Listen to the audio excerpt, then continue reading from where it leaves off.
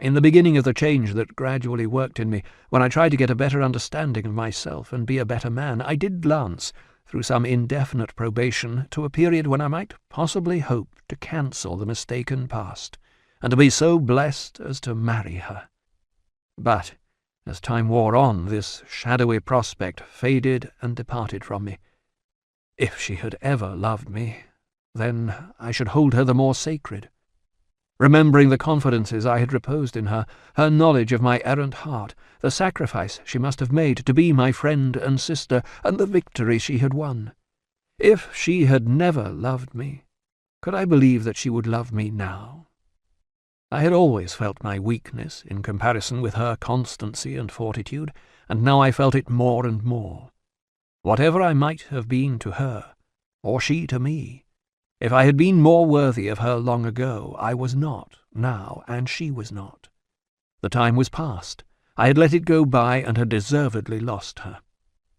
That I suffered much in these contentions, that they filled me with unhappiness and remorse, and yet that I had a sustaining sense that it was required of me in right and honour to keep away from myself with shame the thought of turning to the dear girl in the withering of my hopes, from whom I had frivolously turned when they were bright and fresh, which consideration was at the root of every thought I had concerning her, is all equally true. I made no effort to conceal from myself now that I loved her, that I was devoted to her, but I brought the assurance home to myself that it was now too late, and that our long subsisting relation must be undisturbed.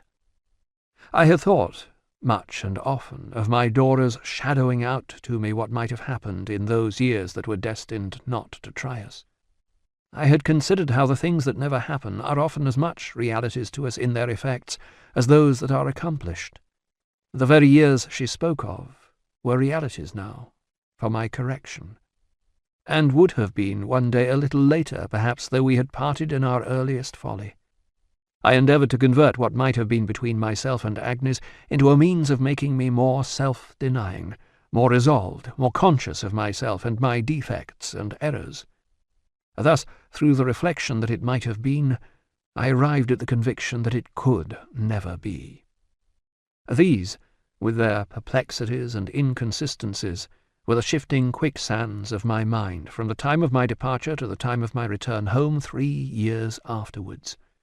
3 years had elapsed since the sailing of the emigrant ship, when, at that same hour of sunset, and in the same place, I stood on the deck of the packet vessel that brought me home, looking on the rosy water where I had seen the image of that ship reflected. 3 years. Long in the aggregate, though short as they went by. And home was very dear to me, and Agnes too, but she was not mine. She was never to be mine. She might have been, but that was past.